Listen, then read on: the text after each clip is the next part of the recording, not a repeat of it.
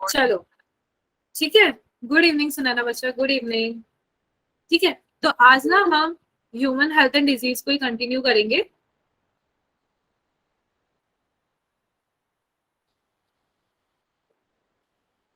ठीक है बच्चा पार्टी। और इसमें हम जो टॉपिक हम ले रहे हैं ना, सब टॉपिक, आज हम स्टार्ट करने वाले हैं हेलमिंथेस के आगे का कंटिन्यू करेंगे, है ना। तो जैसे हमने काफी सारे बैक्टीरियल देख लिए थे, वायरल देख लिए थे, प्रोटोजोन देख लिए थे, ठीक है, काफी सारी डिजीज देख ली थी। ठीक है। ओ, तो हमने काफी सारी डिजीज देख ली थी। तो आज ना हम हेलमिंथेस के बारे में देखने वाले हैं। तो गुड इवनिंग सुनीता। समीर आ गया देखो।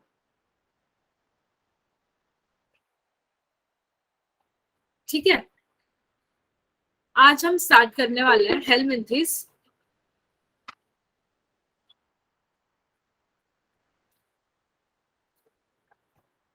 जिसमें हम स्टार्ट करेंगे अस्केरिस, जिसको हम बोलते हैं common. Good evening Sameer, good evening. आप ही का इंतजार कर रहे थे हमारे सारे बच्चे। Common round worm. हाँ जूबिया, वही ना, अभी प्रिया भी आती होगी। एस्केरिस, वो क्यों भला, क्योंकि देखो कल ना हमारे समीर और प्रिया दोनों कंपटीशन कर रहे थे एक साथ आंसर देने में। तो हम सब अभी ये डिस्कस कर रहे थे कि कल प्रिया और समीर दोनों कंपटीशन कर रहे थे। आज ना देखो दोनों आराम आराम से ज्वाइन कर रहे हैं, तो आज भी ना लेट ज्वाइन करने में कंपटीशन कर रहे हैं दोनों, ऐसा। ठीक है, तो ना समीर जल्दी जल्दी ज्वाइन किया करो। ठीक है, तो आज हम स्टार्ट कर रहे हैं एस्केरिस, जिसको हम कॉमन राउंड वर्म भी बोलते हैं। तो ये कौन सा, कहाँ पे रहता है, सबसे पहली बात तो ये जो एस्केरिस है कहाँ पे जाके रहता है। ये रहता है, ये है इंटेस्टाइनल पैरासाइट। ठीक है, और इंटेस्टाइनल पैरासाइट है, वहां पे जाके अफेक्ट करता है। तो ये क्या कॉज करता है, डिजीज का नाम है एस्केरियासिस। ठीक है, देखो एस्केरिस क्या कॉज करता है, एस्केरियासिस। तो ठीक है, जब इसमें एस्केरियासिस के क्लिनिकल फीचर्स क्या है, देखो प्रिया भी आ गई।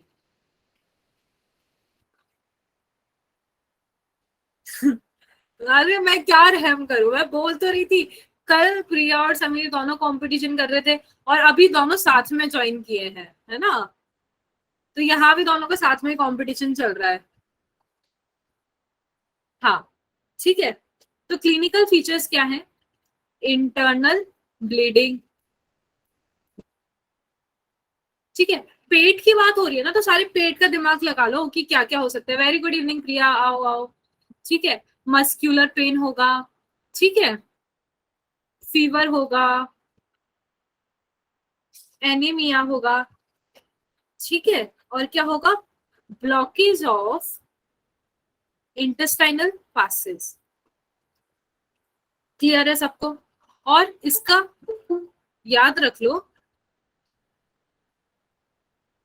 मोड क्या है, ये मोड है इसका कंटेमिनेटेड वाटर, यानी अफेक्टेड वाटर। कंटेमिनेटेड मतलब कोई चीज अफेक्ट हो चुकी है, खराब हो चुकी है। ठीक है, कंटेमिनेटेड वाटर, वेजिटेबल्स, फ्रूट्स। तो ये कैसे इफेक्ट होंगे, कि मतलब ना कोई ना पैरासाइट इन सबकी थ्रू, मतलब या कोई भी ये जो पैरासाइट है, जब हम इनकी बात कर रहे हैं स्कैरिस, तो ये क्या करता है, लाइक फीसेस होता है। तो अफेक्टेड पीपल के, अफेक्टेड इंसान के, अफेक्टेड मैन के, अफेक्टेड इंडिविजुअल के जो फीसेस होंगे, वहां पे ही बैठता है, और फिर जाके किसी वाटर पे बैठा, उसको कंटेमिनेट कर दिया, वेजिटेबल को कंटेमिनेट कर दिया, फ्रूट को कर दिया, आपने उसको कंज्यूम किया, तो आपको भी वो बीमारी हो गई। दूसरी है व्यूचेरिया। कौन सी है बच्चा, व्यूचेरिया।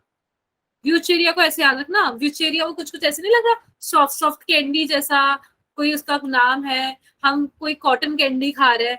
ठीक है, तो व्यूचेरिया को में कौन कौन सी स्पीशीज होती है, व्यूचेरिया बेनक्रॉफ्टी एंड व्यूचेरिया मलय। ठीक है बच्चा पार्टी। ठीक है, तो ये द फिलियल वर्म होता है, फिलेरियल वर्म। जैसे उसको राउंड वर्म बोलते थे ना, उसको राउंड वर्म बोलते थे, इसको बोलते हैं फिलेरियल वर्म। ठीक है, अब ये क्या करता है ना, ये क्रॉनिक इन्फ्लेमेशन करता है, क्रॉनिक इन्फ्लेमेशन लंबे टाइम। ये क्या करता है फिचेरिया, एक जगह जाता है, लेट से लिम्फेटिक लोअर लिम्ब, अपना जो लोअर लिम्ब है पैर, उसके लिम्फेटिक वेसल्स जो होते हैं वहां पे गया, और वहां पे जाके काफी टाइम तक ये रहता है, क्रॉनिक टाइम तक रहता है, और वहां पे काफी टाइम तक ये इन्फ्लेमेशन करता है। ठीक है, काफी टाइम मतलब बोले तो काफी साल। ठीक है, जिसकी वजह से हो जाता है एलिफेंटियासिस। अब आपको ऐसे याद रखना है, एलिफेंटियासिस यानी इतना बड़ा बड़ा पैर, एलिफेंट जितना पैर। तो ना इसके अंदर क्या होता है कि आपने देखा होगा एनसीईआरटी में डायग्राम होगा कि मतलब ऐसे कोई पर्सन ऐसे बैठा है, तो उसका एक पैर नॉर्मल है पर एक पैर ऐसे बहुत ही बड़ा हो जाता है ना, और एक पैर नॉर्मल रहता है, और ये जेनाइटल ऑर्गन्स को भी अफेक्ट कर देता है। ठीक है, तो इट इज क्रॉनिक इन्फ्लेमेशन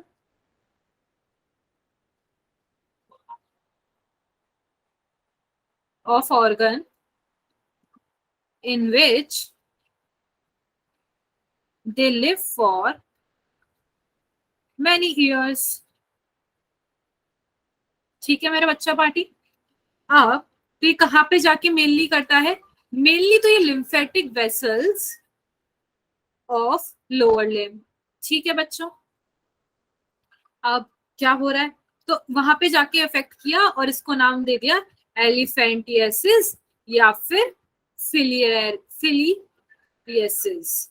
ठीक है, ये दोनों सेम टर्म है, इंटरचेंज हम यूज करते हैं। और ये साथ ही साथ जेनाइटल ऑर्गन्स को भी इफेक्ट कर देता है। ठीक है,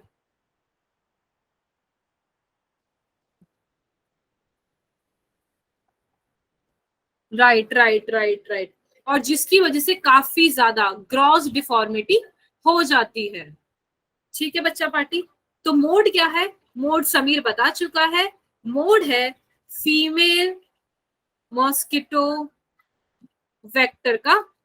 फीमेल मॉस्किटो होता है वेक्टर, जो क्या करता है कि है ना किसी को काट जाता है, जैसे कल प्रिया को काटा था ना बच्चे, तो आज प्रिया को फीमेल मॉस्किटो काट गया है तो उसको हो जाएगा व्यूचेरिया। ठीक है,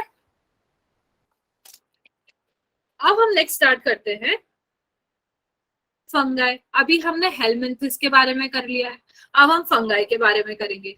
ठीक है, तो इसके अंदर ना काफी सारे जेनरा होते हैं जो आते हैं, लाइक जीनस अपन पढ़ते हैं ना, genus, order, species, kingdom and all. तो हम यहाँ पे ना काफी सारे जेनरा के बारे में बात करते हैं, जैसे इसके अंदर फंगाई में आ जाता है माइक्रोस्पोरम। ठीक है, और आ गया ट्राइकोफाइटॉन। ठीक है, एपिडर्मोफाइटॉन। ठीक है, फाइटन फाइटन बहुत आ गया, जैसे जैसे बच्चों का बैच होता है ना, फोटोन फोटोन, कैटलिस, तो फोटोन फोटोन जैसा थोड़ा थोड़ा याद रख लेना फंगाई में कि मतलब फाइटन फाइटन चल रहा है। तो इसको हम बोलते हैं, ये सब मिलके क्या कॉज करते हैं, रिंगवर्म। तो बच्चे रिंगवर्म क्या होता है, जैसे ये हमारे किसी की अच्छी सी शक्ल है और यहाँ पे गर्दन पे ऐसे नहीं रहते वो गोल गोल व्हाइट व्हाइट, जिसे दाग टाइप जिसे बोलते हैं, है ना, जो जिसमें थोड़ी खुजली मस्ती है, वही दाग है, वही ऐड आता है, उसको हम बोलते हैं रिंगवर्म। ये हमेशा रिंग के शेप में ही होता है क्योंकि। ठीक है, तो मोस्ट कॉमन इन्फेक्शियस डिजीज है, मोस्ट कॉमन यार हर किसी में पाई जाती है, तभी तो वो नहीं दाग वगैरह की खुजली की दवाइयां आती रहती है। ठीक है, ठीक है बच्चों पार्टी इनमें। ठीक है, तो अब बच्चा ना इसके क्लिनिकल फीचर्स क्या है कैसे पता करेंगे बच्चा, अपीयरेंस ऑफ ड्राई स्किन। ठीक है, स्केली डिजाइन। ठीक है, कि मतलब ना वो स्किन से निकल रही होती है। ठीक है, on various part of body, कहीं पे भी हो सकता है। ये हमारे ज्यादा से ज्यादा वो उसके अंदर होता है, आपने देखा होगा आपके जो टोज होते हैं, टोज की जो उंगलियां होती है, आपके पैरों की जो उंगलियां होती है उसके बीच में कभी कभार फर्स्ट उंगली और सेकंड उंगली के बीच में, अंगूठे के बीच में वो दाग सा हो जाता है जिसकी वजह से बहुत खुजली होती है ना बच्चा। ये स्किन में भी हो जाता है, नेल्स में भी हो जाता है, अपने सर में वो खुजली नहीं बचती, वो स्कैल्प में भी हो जाता है। ठीक है ना, तो मोड क्या है, मोड है इसका सॉइल से आ सकता है, या फिर कोई किसी को है ना ऑलरेडी ये रिंगवर्म है उसकी टॉवल यूज कर ली, या फिर आपने उसके क्लोथ्स पहन लिए। ऐसे नहीं बोलते किसी को इन्फेक्शन हो गया है आप उसकी टॉवल यूज मत करो, आप सेपरेट अपने क्लोथ्स रखो, उसका कोम यूज मत करो, है ना बच्चा। तो ये इसकी, हाँ राइट, वेरी गुड। चांद फिर चांद ही रहे। हाँ राइट समीर, समीर बोला चांद फिर चांद ही रहेगा अगर आप दूसरी चीजें यूज नहीं कर रहे तो। हाँ, है ओरिजिनल मून बन जाएगा फिर, ठीक है, राइट राइट हो गया। ठीक है, तो ना अब देखो यार इतनी सारी बीमारियां हो गई, अब क्या जिंदगी भर हम इन बीमारियों से डरते रहेंगे? नहीं ना, हम इन बीमारियों से बचने के लिए कुछ ना कुछ तो तोड़ निकालना पड़ेगा। तो तोड़ कैसे निकाल सकते हैं? अरे भाई, कहीं जहाँ पे पानी इकट्ठा हो रहा है गंदा, वहां पे गड्ढों में पानी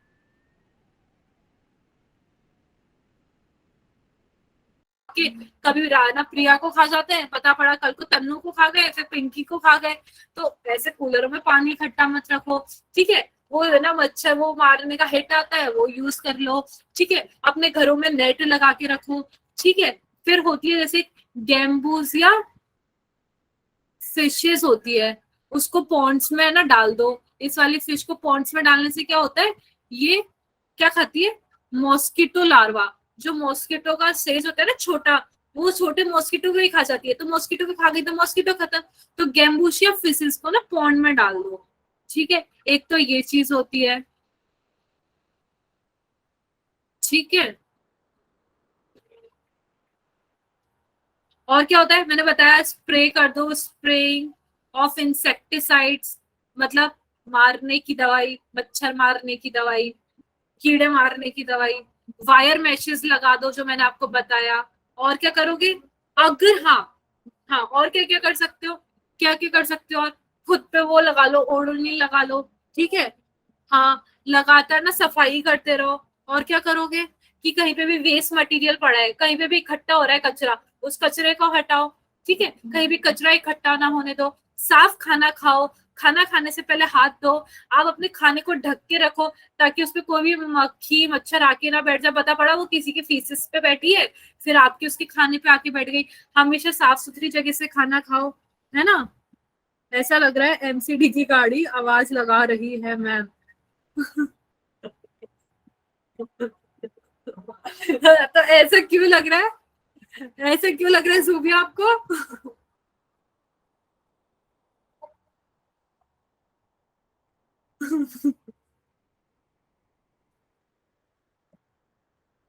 हाँ समीर।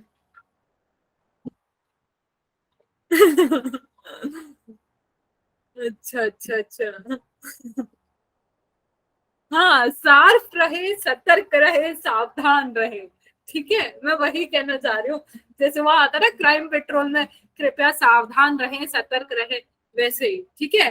तो अब क्या होता है, एक हाँ ये भी बच्चों पॉइंट याद रख लो कि ये जो डेंगू होता है ना, डेंगू, कल मेरे को कोई बोल रही थी, वो प्रिया बोल रही थी मैम मेरे को तो डेंगू हुआ था, डेंगू। आप मुझे कहा साथ में दूसरे मलेरिया वलेरिया भी करवा रहे हो। तो ये जो प्रिया का जो डेंगू है ना, ये किससे हुआ था प्रिया को? ये हुआ था एडीज मॉस्किटो। एडीज मॉस्किटो आया था और प्रिया को खा गया था, तो प्रिया को डेंगू हो गया था, ठीक है। ठीक है, तो अगली बार से ना दूर रहना सब एडीज मॉस्किटो से, स्पेशली प्रिया आप तो बिल्कुल, ठीक है। हाँ बच्चा, मोनिका पता है यही एक्चुअली ना आप सबको लगता है कि वो डेंगू होता है। आप अपन उन सबको जो नॉर्मल सारे बच्चे जो भी लोग होते हैं ना उनको लगता है वो डेंगू होता है, पर मेडिकल में ना उसको डेंगू, और आप जब किसी डॉक्टर को दिखाने जाओगे ना तो मैं आपको एक फ्री की टिप दे देती हूँ, आप उसको डेंगू नहीं डेंगी बोलना। क्या बोलोगे? डेंगी। क्योंकि हम जब डॉक्टर्स वगैरह जब बैठते हैं, जब हम जो डॉक्टर्स में मेडिकल में ना, डेंगू को डेंगू नहीं डेंगी बोला जाता है। क्या बोला जाता है? डेंगी, ठीक है। तो ये फ्री की नॉलेज थी, रख लो, ठीक है। ठीक है, हाँ, नहीं स्पेलिंग ये रहेगी डेंगू की, पर उसको जैसे हर चीज को प्रोनाउंस अलग किया जाता है ना, तो बच्चा जैसे कुछ शब्द अलग होते हैं उसको प्रोनाउंस अलग किया जाता है, तो मेडिकल में ना डॉक्टर्स उसको डेंगी बोलते हैं, ठीक है बच्चा पार्टी। अब अपन पढ़ने वाले हैं इम्यूनिटी के बारे में। किसके बारे में बच्चा पार्टी? इम्यूनिटी के बारे में। तो अब जब इम्यूनिटी होती है ना, वो क्या होती है सबसे पहले तो ये जानो। अपन सबको पता है इम्यूनिटी होती है, इम्यूनिटी सहन शक्ति। पर आपको किसी ने बोल दिया कि आप मेरे को बता एक्सप्लेन कर कि भैया भूमिका एक्सप्लेन करो कि इम्यूनिटी क्या होती है। भूमिका तो बोलती रहेगी अरे वो सहन शक्ति, सहन शक्ति, अरे क्या है सहन शक्ति, बताते हैं। ठीक है, तो वो ऐसे आगे भूमिका कोई पूछे ना तो बोल देना एबिलिटी ऑफ द होस्ट। ठीक है, ability of the host to fight the disease. ठीक है, causing organism conferred by immune system. मतलब किसी की भी, इंसान की, किसी भी होस्ट की क्या शक्ति है कि वो लड़ सके उस बीमारी को।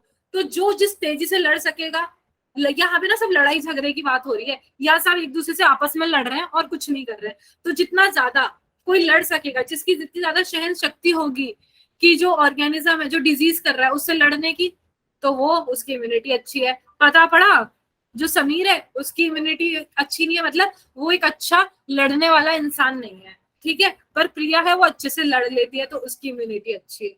ठीक है, राइट, हाँ रोगाणुओं से लड़ने की क्षमता, राइट राइट राइट।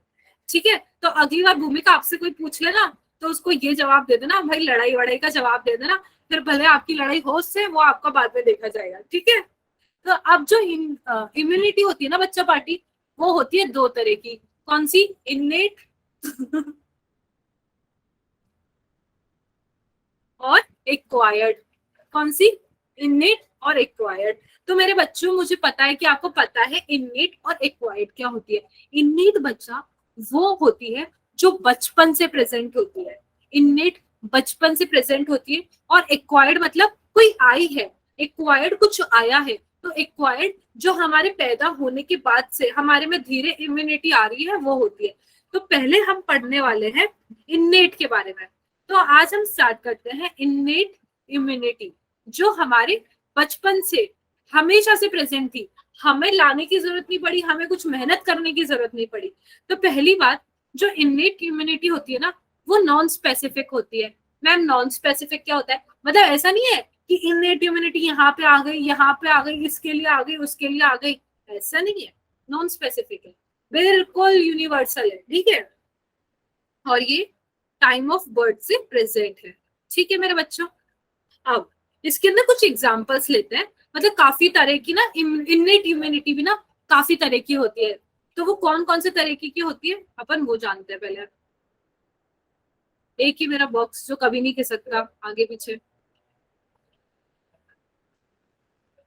ठीक है, तो हम सबसे पहले देखते हैं फिजिकल बैरियर।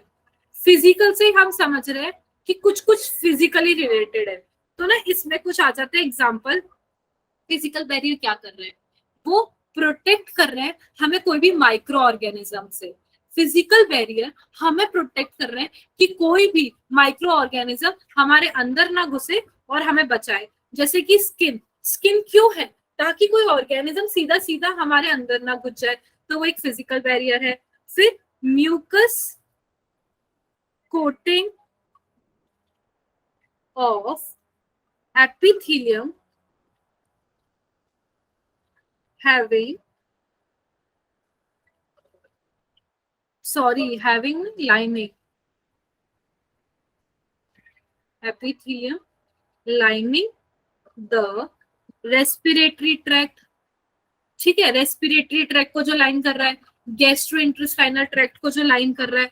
दूसरी आ जाती है हमारी बच्चा पार्टी फिजियोलॉजिकल बैरियर। एक फिजिकल बैरियर हो गया और एक फिजियोलॉजिकल, बहुत कंफ्यूजन रहता है क्योंकि सेम सेम नेम है। तो बच्चा देखो, एक फिजिकल वाला क्या कर रहा है, स्किन, वो माइक्रो ऑर्गेनिज्म को, माइक्रोब्स को अंदर घुसने से बचा रहा है। पर फिजियोलॉजिकल क्या कर रहा है? उनकी ग्रोथ को ही रोक देता है। क्या करता है? उनके ग्रोथ को ही रोक देता है। Prevent growth of microbes. सबको क्लियर है बच्चों? जैसे कि एग्जाम्पल हो गया इसका एसिड इन स्टमक। ठीक है, वो एसिड क्या करता है कि माइक्रोब्स को पेट के अंदर उगने ही नहीं देता। Saliva in mouth. ठीक है मैम, तो इम्यूनिटी तो सिर्फ इम्प्रूव होती है ना, हाँ, इम्यूनिटी तो चीजें इंप्रूव होती है। अरे तो बच्चा, मैंने यही बोला ना, देखो एक अपन इननेट की बात कर रहे हैं, ये नॉन स्पेसिफिक है, ये पर्टिकुलर नहीं कि ये चेंज होगी, ये तो पैदाइशी है, ये तो सबके अंदर होगी होगी, ये वो है जो सबके अंदर होनी है। ऐसा नहीं पता पड़ा प्रिया के पास स्किन है और साक्षी के पास स्किन नहीं है, ऐसा नहीं है ना, ये तो सबके पास स्किन होगी। पेट के अंदर एसिड है ना, क्या नाम है, तन्नू के भी है और मोनिका के भी है, ठीक है। तो ये वो चीज है जो यूनिवर्सल है, ये मैं इसलिए बोल रही हूँ। अब हम पढ़ेंगे ना एक्वायर्ड, तो एक्वायर्ड का कैसा है कि मेरे पास जैसे एक प्रिया को उसने खाया था डेंगू के मच्छर ने, तो क्या हुआ था, प्रिया को हो गया था क्योंकि उसके पास उसके अगेंस्ट इतनी अच्छी वो नहीं थी इम्यूनिटी। पर क्या पता कि भूमिका के पास उतनी अच्छी इम्यूनिटी है, तो ये वो वाली एक्वायर्ड हो जाती है जिसके बारे में हम पढ़ेंगे, ठीक है। ठीक है, इसका एक और एग्जांपल हो गया टीयर फ्रॉम आई। ठीक है मेरे बच्चों, ये सबको क्लियर है ना, फिजिकल और फिजियोलॉजिकल बैरियर। तो अब हम इसके आगे पढ़ते हैं सेल्यूलर बैरियर। कितने सारे बैरियर आ रहे हैं देखो, अब आ रहे हैं सेल्यूलर बैरियर। ठीक है बच्चों, अब देखो ये थोड़ा ध्यान से पढ़ना।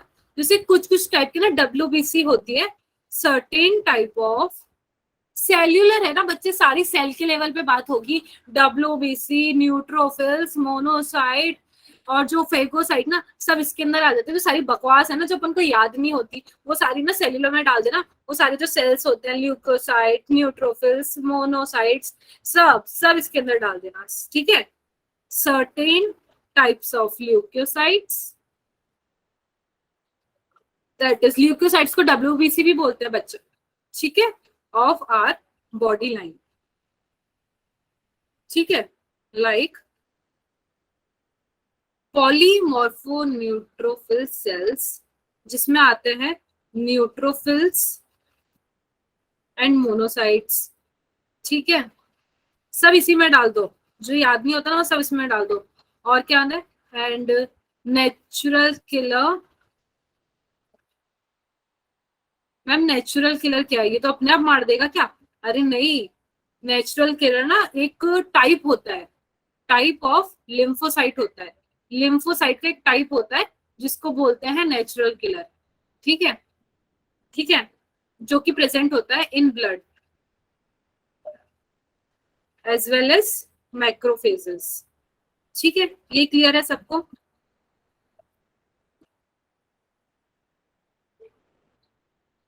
और टिश्यू में भी, टिश्यू में क्या होता है, in tissue can phagocyte and destroy microbe. कुछ नहीं कर रहे ये सब मिलके ना, बहुत फर्जीवाड़ा मचा रहे हैं। और क्या कर रहे हैं कि भाई कभी टिश्यू में कभी ब्लड में जाके ना जो माइक्रोब्स है उनको डिस्ट्रॉय कर रहे हैं। तो सेलुलर बैरियर है तो आपको याद रखना है सारे सेल्स आ जाएंगे, लाइक ल्यूकोसाइट्स आ जाएंगे, पीएनएमसी, पॉलीमॉर्फो न्यूट्रो, राइट राइट है ना, हाँ। फिर न्यूट्रोफिल्स, मोनोसाइट, सब इसके अंदर आ जाएंगे, फेगोसाइट, जब अपन को याद नहीं होती ना, साइट साइट साइट साइट, सब इसके अंदर डाल देना, ठीक है बच्चा। अब हमारे आते हैं साइटोकाइंस बैरियर। कौन से? साइटोकाइंस, ठीक है, साइटोकाइंस बैरियर,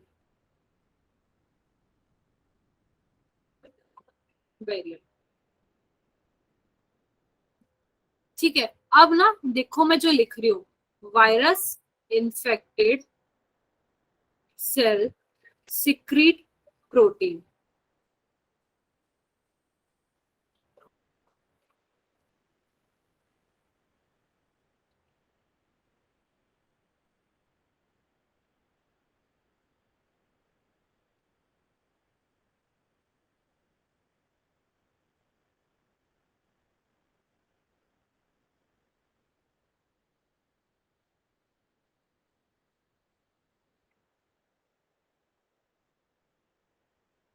देखो, जो इन्फेक्टेड सेल होते हैं, जो इन्फेक्टेड वायरस होते हैं, वो क्या करते हैं, ये कोई इन्फेक्टेड चीज है, इसने क्या किया, प्रोटीन सिक्रेट किए। तो वो जो प्रोटीन सिक्रेट कर रहा है उसको हम बोलते हैं इंटरफेरॉन। जो सेल है जो अफेक्टेड है वो एक प्रोटीन रिलीज करता है और उस प्रोटीन को नाम दिया गया है इंटरफेरॉन।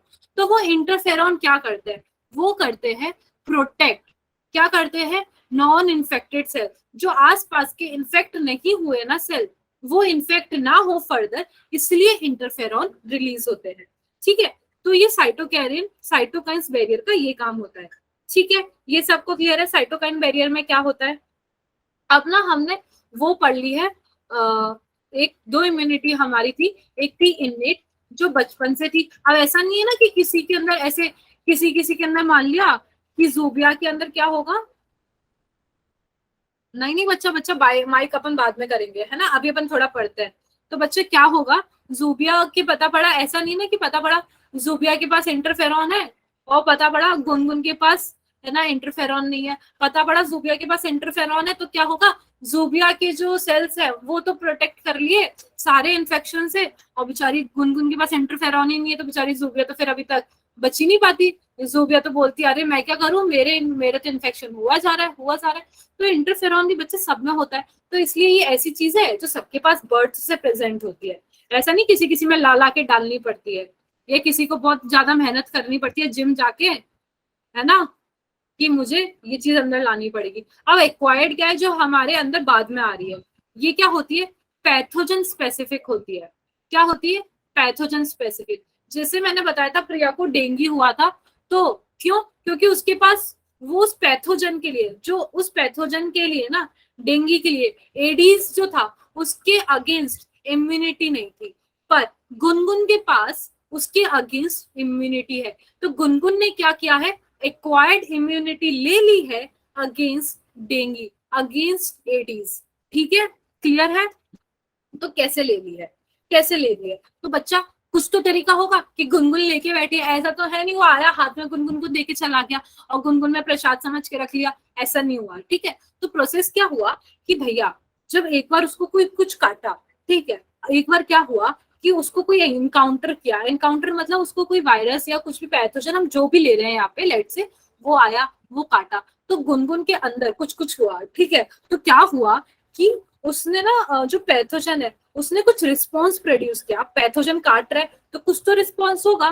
ठीक है, फर्स्ट टाइम वो काटा है तो कुछ रिस्पॉन्स प्रोड्यूस हुआ और उसको बोल दिया प्राइमरी रिस्पॉन्स। पहला रिस्पॉन्स है तो क्या है, प्राइमरी रिस्पॉन्स, जो कि बहुत लो इंटेंसिटी का होता है। कैसा, बहुत लो इंटेंसिटी का होता है।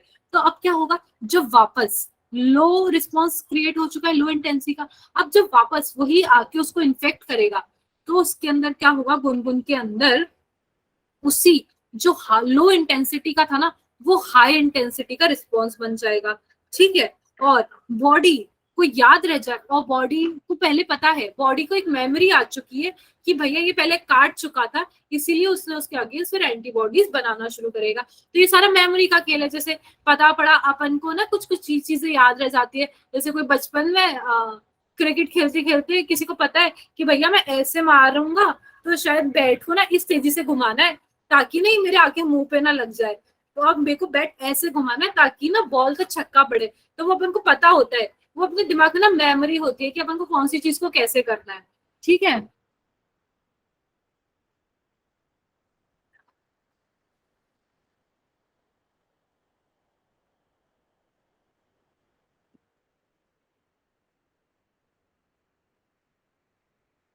ठीक है, तो अब देखो क्या हो रहा है, अब ये कैरेक्टराइज बाय मेमोरी। यहाँ पे ना सारा का सारा जो खेल है ना वो मेमोरी का है। किसका है, मेमोरी का। ठीक है, तो कैसे है, देखो, body when it encounters a pathogen for first time produce response।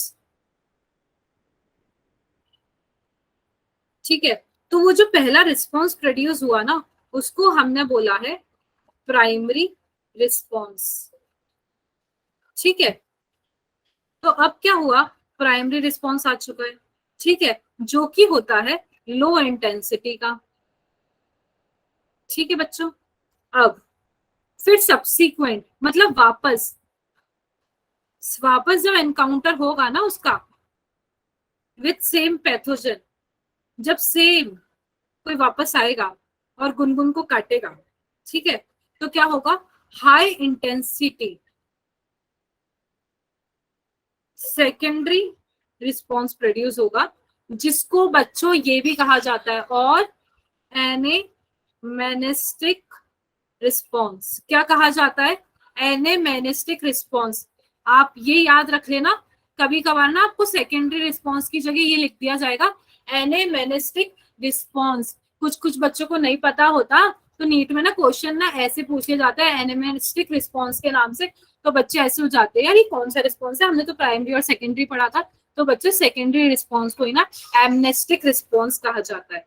ठीक है, अब body appear to have memory of first encounter. अब बॉडी के पास फर्स्ट एनकाउंटर की मेमोरी थी। ठीक है, हाँ ठीक है ना, सबको क्लियर है कि पहला आया मैम लो इंटेंसिटी हुआ, तब वो वापस आएगा तो एक उसको पता होगा कि ये पहले काट चुका है, तो बॉडी उस हिसाब से ना अपने एंटीबॉडीज वगैरह बना लेगी। ठीक है, तो अब जो इम्यून रिस्पॉन्स होता है कि बॉडी कैसे रिएक्ट करने वाली है, इम्यूनिटी का क्या रिस्पॉन्स है, उसको कहा जाता है इम्यून रिस्पॉन्स। तो अब ना बच्चा इम्यून रिस्पॉन्स जो है ना, इम्यूनिटी इम्यून रिस्पॉन्स, ये ना दो तरह के होते हैं। इम्यून रिस्पॉन्स होते हैं दो तरह के, प्राइमरी रिस्पॉन्स और सेकेंडरी, जो कैरिड आउट। तो ये कौन, मतलब ये रिस्पॉन्स कौन दे रहा है? हमने इम्यूनिटी के बारे में पढ़ लिया है, पर ये इम्यूनिटी का जो रिस्पॉन्स है बाहर जो आ रहा है, जो मतलब जो दिख रहा है, जो असर कर रहा है, वो कौन हेल्प कर रहा है? तो वो कर रहा है carried out with help of two specific, दो हैं, दो स्पेसिफिक टाइप ऑफ लिम्फोसाइट। यहाँ पे ना अब खेल सारा लिम्फोसाइट्स का चलेगा, जो आप याद रखना बच्चों। ठीक है, तो लिम्फोसाइट्स अपने ब्लड में प्रेजेंट होते हैं ना। ठीक है, सारा खेल क्या है? लिम्फोसाइट्स का। ठीक है, तो वो कंट्रोल करता है प्राइमरी रिस्पॉन्स और सेकेंडरी रिस्पॉन्स। तो जो लिम्फोसाइट्स भी है ना, वो दो तरह के हैं, एक है बी लिम्फोसाइट और एक है टी लिम्फोसाइट। तो इन दोनों के ना काम अलग अलग है, बी लिम्फोसाइट का और टी लिम्फोसाइट का। बी लिम्फोसाइट क्या करता है? प्रोड्यूस, क्या करता है? प्रोड्यूस। तो क्या प्रोड्यूस करता है? एन आर्मी ऑफ प्रोटीन, मतलब बहुत सारे प्रोटीन प्रोड्यूस करता है इन रिस्पॉन्स टू पैथोजन। ठीक है, into our blood to fight with them.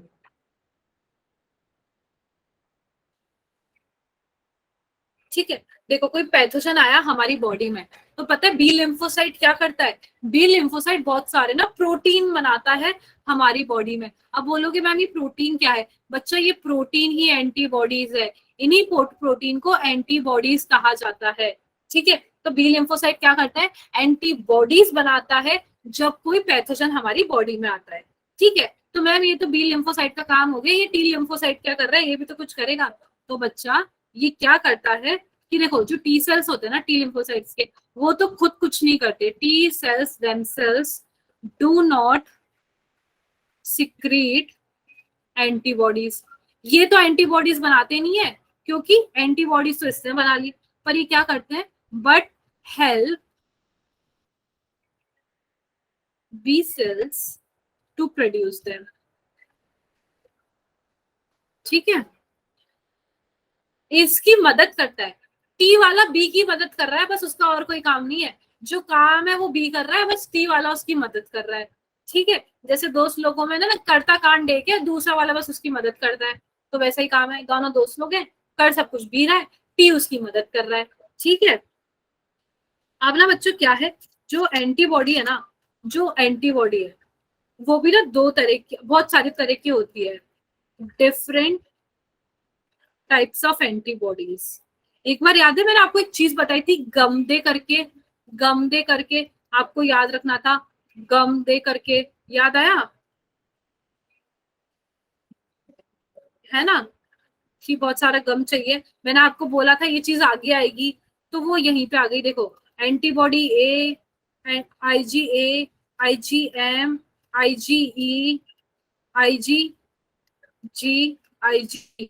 अब ना बच्चों को मैं सिर्फ लिख देती IgA MEGD, कैसे याद रहता? बच्चों को नहीं याद रहता कि एग्जाम में आ जाती बताओ कौन कौन सी एंटीबॉडीज होती है, कौन कौन सी नहीं होती है। तो आपको इसमें से कोई भी 4 ऑप्शन दे दिए, तो आप कैसे करेक्ट करते? तो याद रख लो गम दे एंटीबॉडीज है। क्या कर रहे हैं ये सब पढ़ के? ये सब गम ही तो दे रहे हैं अपन को। ठीक है, तो ऐसे याद रख लेना आप। ठीक है, अब ना अपन अभी किसके बारे में पढ़ रहे थे? एक्वायर्ड इम्यूनिटी के बारे में। ठीक है, तो एक्वायर्ड इम्यून रिस्पॉन्स के बारे, अभी इम्यून रिस्पॉन्स की बात चल रही है ना, तो हम एक्वायर्ड इम्यून रिस्पॉन्स में ही ना क्या देखेंगे कि ये भी ना 2 तरह के होते हैं। इम्यून रिस्पॉन्स, अभी अपन ने देखा कि जैसे इम्यून रिस्पॉन्स में कौन हेल्प करवाता है? लिम्फोसाइट्स, बी लिम्फोसाइट और टी लिम्फोसाइट हेल्प करवाते हैं। पर इम्यून रिस्पॉन्स होते कैसे कैसे हैं वो देखते हैं। तो इम्यून रिस्पॉन्स ना 2 तरह के होते हैं। ह्यूमरल इम्यून रिस्पॉन्स, कौन सा? Humoral immune response. और दूसरा सेल मीडिएटेड, सेल मीडिएटेड या जिसको कहते हैं सेल मीडिएटेड इम्यूनिटी।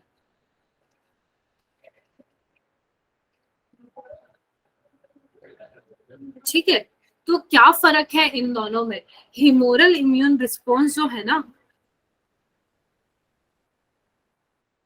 वो है T lymphocytes mediated, sorry humoral नहीं है। ठीक है, तो इसके अंदर क्या हो रहा है? Antibodies are present in blood. अच्छा, ह्यूमरल, ह्यूमरल मतलब ब्लड।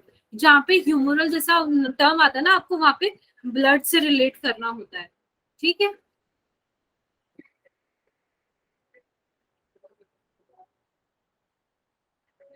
अब क्या होता है ना इसके अंदर कि बच्चे जो एंटीबॉडीज होती है हमारे ब्लड के अंदर ना, पहले अगर एंटीबॉडीज प्रोड्यूस है तो रिस्पॉन्स आ जाता है। तो ब्लड में एंटीबॉडीज प्रोड्यूस पड़े रहने की वजह से जो रिस्पॉन्स आ रहा है उसको बोलते हैं ह्यूमरल इम्यून रिस्पॉन्स, जो ब्लड में एंटीबॉडीज होने की वजह से होता है। तो सेल मीडिएटेड क्या होता है? वही लिम्फोसाइट।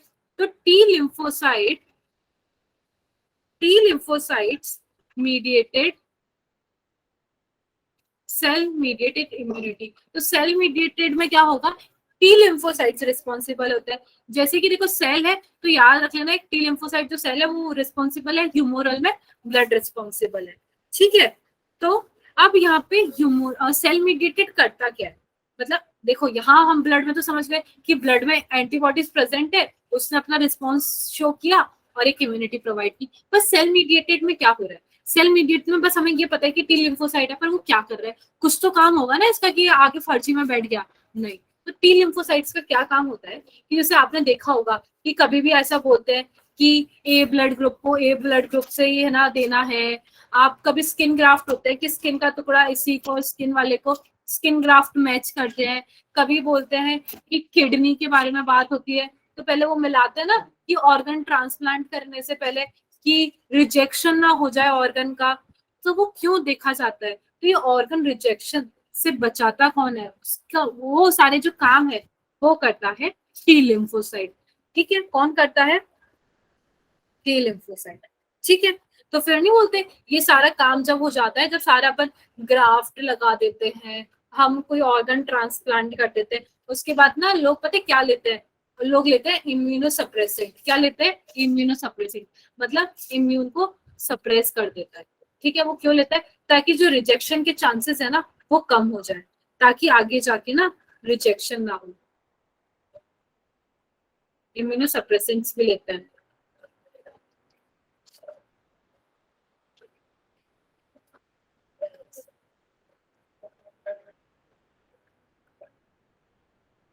Right right.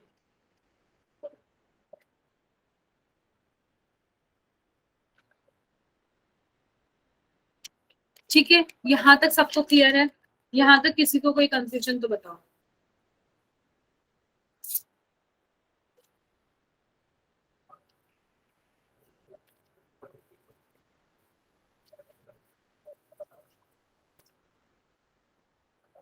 ये देखो प्रिया और समीर तो अभी भी लड़ रहे हैं, चीटर चीटर चीटर। बच्चे तो बिजी हैं आंसर देने में, प्रिया और समीर दोनों बिजी हैं कंपटीशन में, इनका एक अलग ही कंपटीशन कर रहा है, मतलब नीट जाए अलग, हम दोनों का कंपटीशन चलेगा अलग। मैम इम्यूनो के बाद क्या लिखा है, इम्यूनो सप्रेसेंट, मैं यहाँ पे लिख देती हूँ स्पेलिंग, इम्यूनो सप्रेसेंट।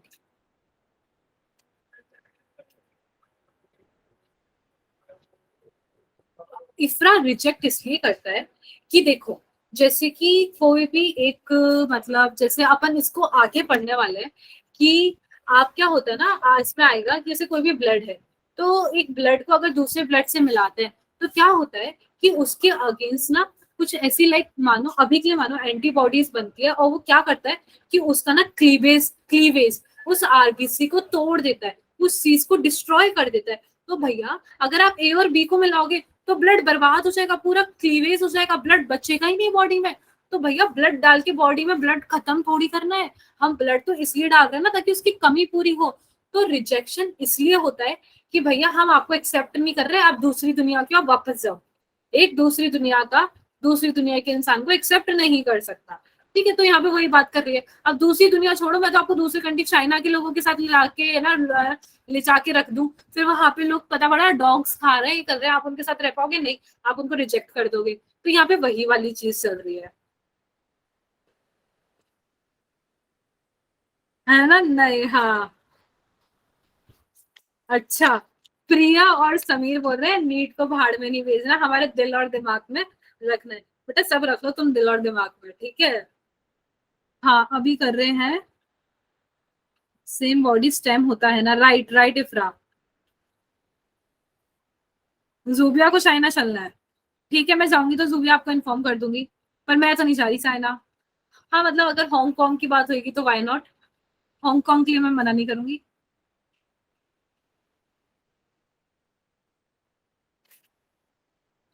इम्यूनो के मैम रिजेक्ट करवा दिया, एक बार एक्वायर्ड। देखो एक्वायर्ड करते हैं, देखो एक्वायर्ड क्या होती है ना, कि वो हमने ली है, हमने सीखी है, वो मेमोरी में बनती है। तो क्या होता है कि कोई भी ऑर्गेनिज्म आया, वो आपको खाया, वो आपको खाया तो क्या हुआ, आपकी बॉडी में ना एक रिस्पॉन्स जनरेट होगा जिसको कहते हैं प्राइमरी रिस्पॉन्स। और वो रिस्पॉन्स बहुत छोटी इंटेंसिटी का होता है, लो इंटेंसिटी का होता है। तो क्या होता है ना, जब वो आपस से आपको आके खाएगा तो सेम पैथोजन, तो वो जो लो इंटेंसिटी का रिस्पॉन्स है ना, वो हो जाएगा हाई इंटेंसिटी का, तो उसको कहते हैं, और उसी को हम कहते हैं सेकेंडरी रिस्पॉन्स। ठीक है, तो अब क्या हुआ कि बॉडी में मेमोरी आ चुकी है कि भैया ये तो हमारे साथ पहले भी हो चुका है, तो इसकी वजह से ना एंटीबॉडीज बन जाती है और वो आपकी इम्यूनिटी को बढ़ा देता है। ऐसे तो एक्वायर्ड काम करता है। अब जो इम्यून रिस्पॉन्स है, तो वो ना दो तरह का होता है, प्राइमरी और सेकेंडरी। तो ये कैसे कैरिड आउट होता है, कौन करवा रहा है, प्राइमरी सेकेंडरी कौन करवा रहा है? जैसे मैंने बताया ना, प्राइमरी रिस्पॉन्स और सेकेंडरी रिस्पॉन्स, तो ये कौन करवा रहा है? ये करवा रहे हैं लिम्फोसाइट। तो कौन से लिम्फोसाइट? दो लिम्फोसाइट है, बी लिम्फोसाइट और टी लिम्फोसाइट, दोनों है दोस्त। सारा काम कर रहा है बी लिम्फोसाइट। वो क्या कर रहा है, एंटीबॉडीज जो बनाने का काम है ना, जो मैं अभी बात कर रही थी, तो एंटीबॉडीज बनाने का काम है बी लिम्फोसाइट का, और फाइट करने का।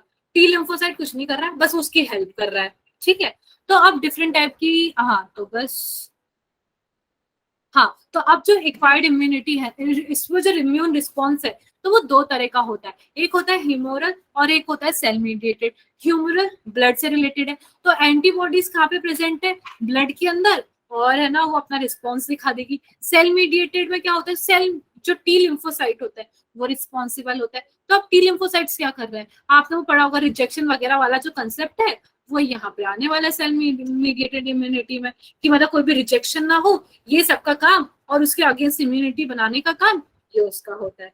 ठीक है, किडनी केस बच्चा, वही किडनी केस वही है ना। आप किडनी में ऑर्गन्स बोल दी ना, फिर उसकी जगह कि नहीं बोलते कि किडनी ट्रांसप्लांट की जगह आप बोलते कि नहीं, किडनी किसी के पास वाली फैमिली में से ही होनी चाहिए ताकि रिजेक्शन ना हो, किसी दूर वाले की किडनी ली, ऐसा नहीं बोलते ना कि किसी और दोस्तों की किडनी ले ली, हमेशा फैमिली मेंबर क्यों देता है, ताकि रिजेक्शन ना हो। एक ही खून के होते हैं ना, तो रिजेक्शन के चांसेस कम हो जाते हैं, है ना बच्चा, इसीलिए वो किडनी केस लिया।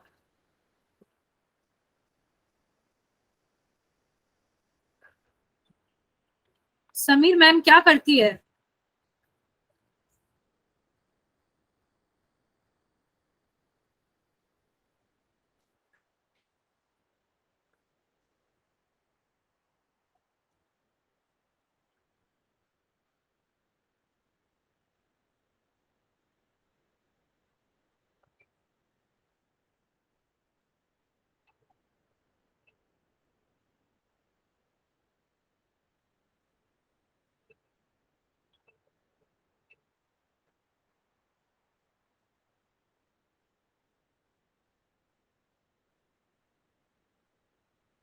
ठीक है।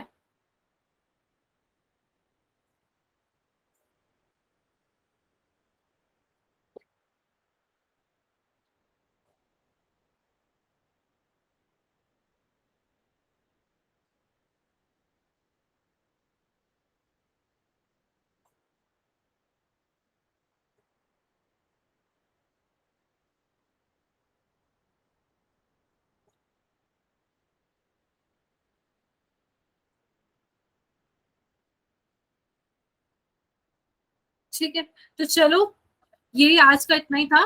तो अब हम ना इसको एक बार स्लाइड दिखा देते हैं, तो आप लोग एक बार देख लो स्लाइड्स में अपन ने क्या क्या पढ़ा है। ठीक है, जिसको एसएस भी लेना है तो वो एसएस ले सकता है।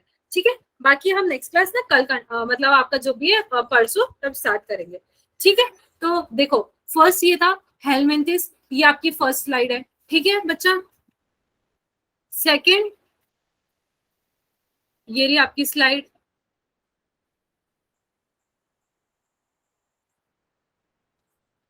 थर्ड ये रही,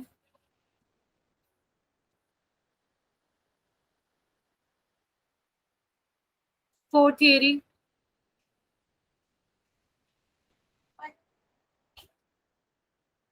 फिफ्थ,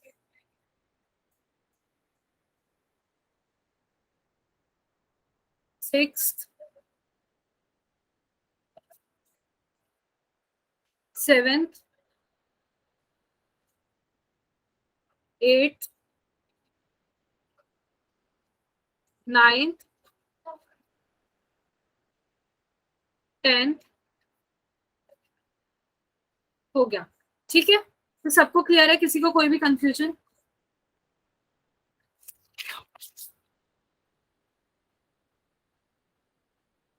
ठीक है, क्रिस्टल क्लियर जैसा क्लियर है ना?